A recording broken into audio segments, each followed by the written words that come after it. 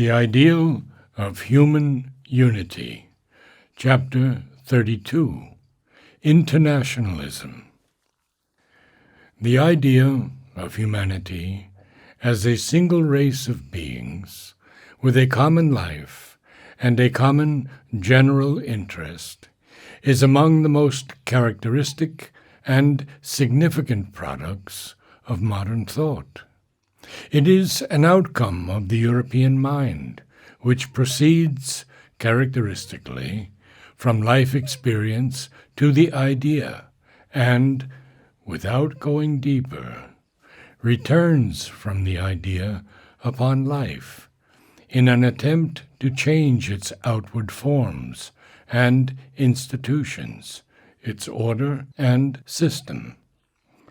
In the European mentality, it has taken the shape known currently as internationalism. Internationalism is the attempt of the human mind and life to grow out of the national idea and form, and even in a way to destroy it, in the interest of the larger synthesis of mankind. An idea proceeding on these lines needs always to attach itself to some actual force or developing power in the life of the times before it can exercise a practical effect. But usually it suffers by contact with the interests and prepossessions of its grosser ally, some lesser or greater diminution of itself, or even a distortion, and in that form, no longer pure and absolute, enters on the first stage of practice. The idea of internationalism was born of the thought of the 18th century, and it took some kind of voice in the first idealistic stages of the French Revolution. But at that time, it was rather a vague intellectual sentiment than a clear idea seeing its way to practice. It found no strong force in life to help it to take visible body. What came out of the French Revolution and the struggle that grew around it was a complete and self-conscious nationalism, and not internationalism. During the 19th century, we see the larger idea growing again in the minds of thinkers, sometimes in a modified form, sometimes in its own pure idealism, till, allying itself with the growing forces of socialism and anarchism, it took a clear body and a recognizable vital force.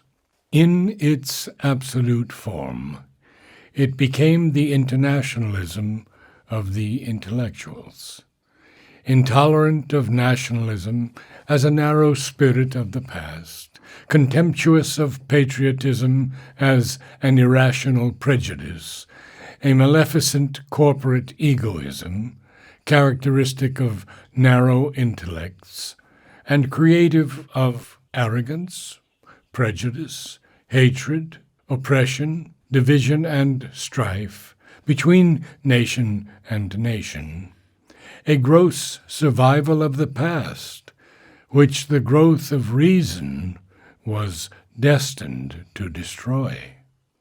It is founded on a view of things which looks at man in his manhood only, and casts away all those physical and social accidents of birth, rank, class, color, creed, nationality, which have been erected into so many walls and screens, behind which man has hidden himself from his fellow man.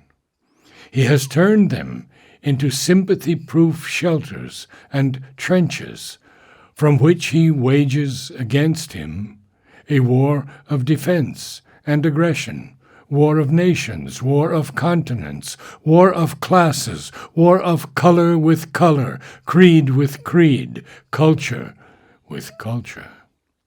All this barbarism, the idea of the intellectual internationalist seeks to abolish by putting man face to face with man on the basis of their common human sympathy, aims, and highest interests of the future. It is entirely futurist in its view. It turns away from the confused and darkened good of the past to the purer good of the future, when man, at last beginning to become a truly intelligent and ethical being, will shake away from him all these sources of prejudice and passion and evil. Humanity will become one in idea and feeling, and life be consciously what it now is in spite of itself, one in its status on earth and its destiny. The height and nobility of the idea is not to be questioned, and certainly a mankind which sets its life upon this basis would make a better, purer, more peaceful and enlightened race than anything we can hope to have at present. But as the human being is now made, the pure idea, though always a great power, is also afflicted by a great weakness. It has an eventual capacity, once born, of taking hold of the rest of the human being and forcing him in the end to acknowledge its truth and make some kind of attempt to embody it. That is its strength. But also because man at present lives more in the outward than in the inward, is governed principally by his vital existence, sensations, feelings, and customary mentality, rather than by his higher thought mind, and feels himself in these to be really alive, really to exist and be, while the world of ideas is to him something remote and abstract and, however powerful and interesting in its way, not a living thing. The pure idea seems, until it is embodied in life, something not quite real. In that abstractness and remoteness lies its weakness. The sense of this abstractness imposes on the idea an undue haste to get itself recognized by life and embodied in a form. If it could have confidence in its strength and be content to grow, to insist, to impress itself till it got well into the spirit of man, it might conceivably become a real part of his soul life, a permanent power in his psychology, and might succeed in remolding his whole life in its image. But it has inevitably a desire to get as soon as possible admitted into a form of the life, for until then it does not feel itself strong and cannot quite be sure that it has vindicated its truth. It hurries into action before it has real knowledge of itself, and thereby prepares its own disappointment, even when it seems to triumph and fulfill its object. For in order to succeed, it allies itself with powers and movements which are impelled by another aim than its own, but are glad enough to get its aid so that they may strengthen their own case and claim. Thus, when it realizes itself at last, it does it in a mixed, impure, and ineffective form. Life accepts it as a partial habit, but not completely, not quite sincerely. That has been the history of every idea in succession, and one reason at least why there is almost always something unreal, inconclusive, and tormented about human progress. There are many conditions and tendencies in human life at present which are favorable to the progress of the internationalist idea. The strongest of these favorable forces is the constant drawing closer of the knots of international life, the multiplication of points of contact and threads of communication, and an increasing community in thought, in science, and in knowledge. Science, especially, has been a great force in this direction, for science is a thing common to all men in its conclusions, open to all in its methods, available to all in its results. It is international in its very nature. There can be no such thing as a national science, but only the nation's contributions to the work and growth of science, which are the indivisible inheritance of all humanity. Therefore, it is easier for men of science, or those strongly influenced by science, to grow into the international spirit. And all the world is now beginning to feel the scientific influence and to live in it. Science also has created that closer contact of every part of the world with every other part, out of which some sort of international mind is growing. Even cosmopolitan habits of life are now not uncommon, and there are a fair number of persons who are as much or more citizens of the world as citizens of their own nation. The growth of knowledge is interesting the peoples in each other's art, culture, religion, ideas, and is breaking down at many points the prejudice, arrogance, and exclusiveness of the old nationalistic sentiment.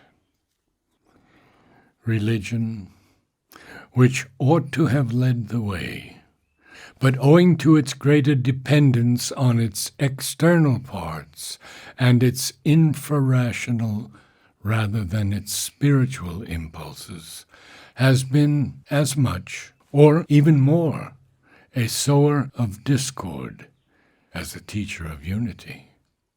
Religion is beginning to realize, a little dimly and ineffectively as yet, that spirituality is, after all, its own chief business and true aim, and that it is also the common element and the common bond of all religions. As these influences grow and come more and more consciously to cooperate with each other, it might be hoped that the necessary psychological modification will quietly, gradually, but still irresistibly, and at last, with an increasing force of rapidity, take place, which can prepare a real and fundamental change in the life of humanity.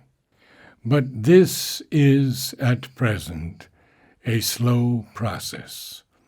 And meanwhile, the internationalist idea, eager for effectuation, allied and almost identified itself with two increasingly powerful movements, which have both assumed an international character, socialism and anarchism. Indeed, it is this alliance that most commonly went by the name of internationalism. But this socialistic and anarchistic internationalism was recently put to the test, the fiery test of the European War, and thus tried, it was found sadly wanting. In every country, the Socialist Party shed its internationalist promise with the greatest ease and lightness. German socialism, the protagonist of the idea, massively leading the way in this formidable abjuration.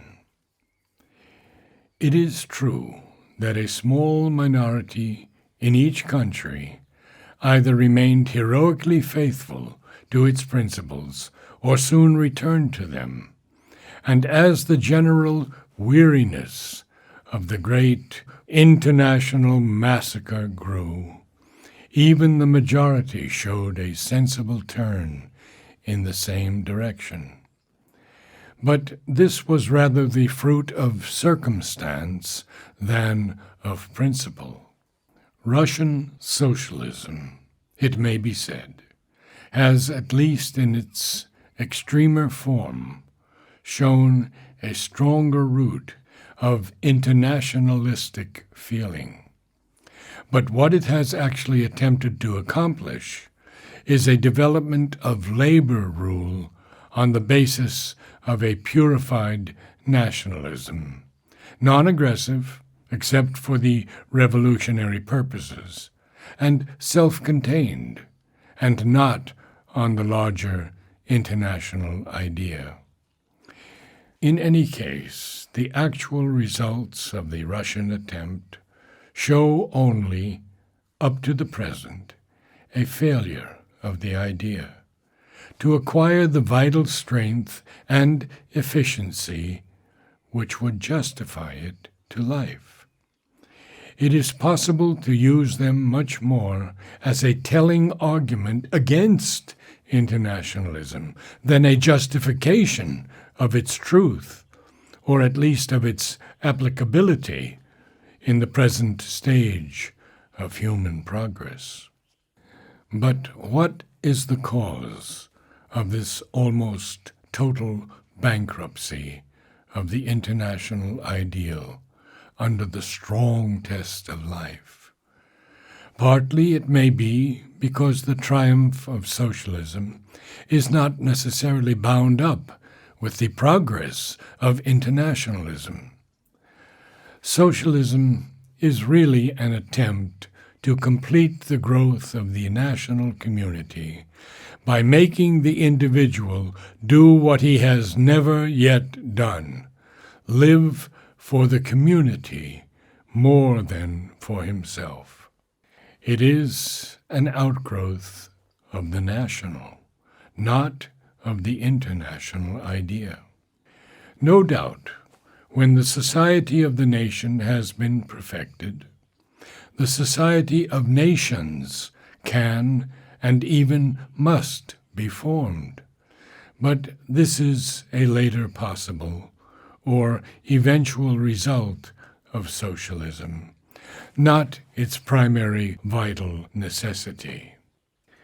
In the crises of life, it is the primary vital necessity which tells, while the other and remoter element betrays itself to be a mere idea, not yet ready for accomplishment. It can only become powerful when it also becomes either a vital or a psychological necessity.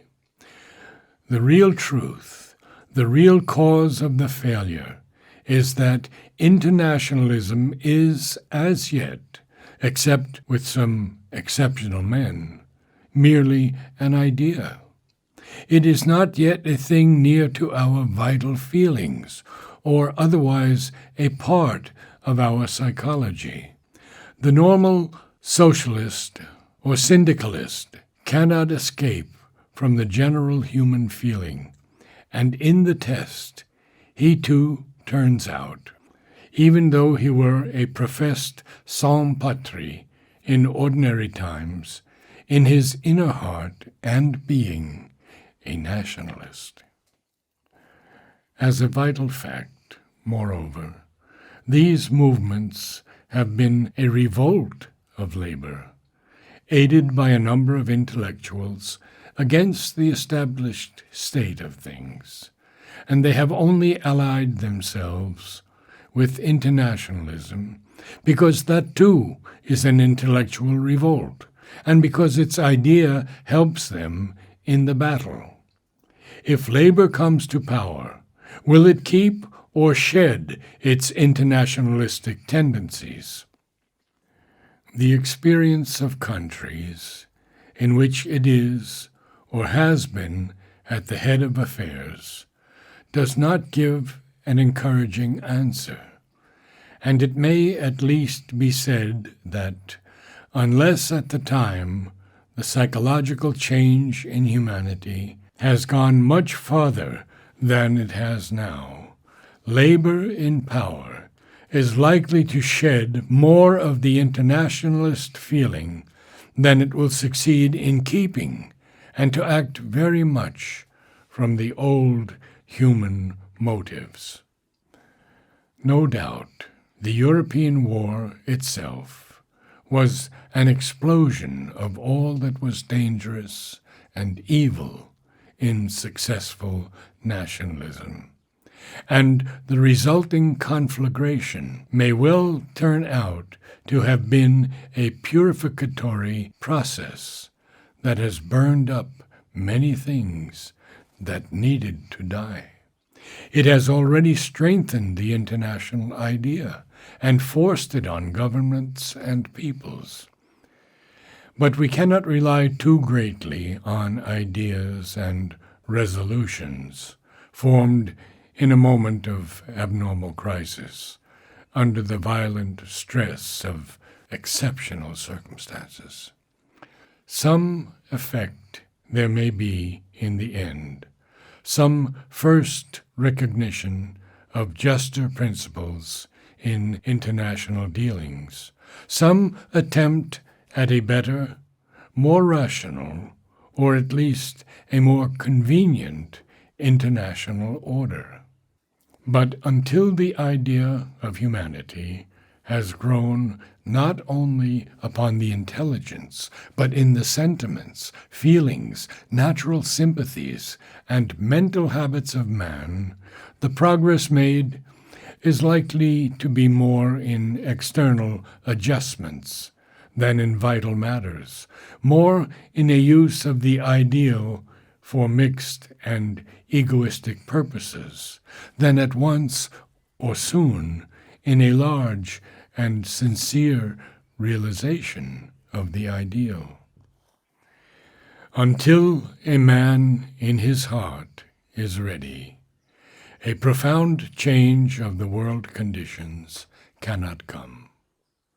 Or it can only be brought about by force, physical force, or else force of circumstances, and that leaves all the real work to be done. A frame may have then been made, but the soul will have still to grow into that mechanical body.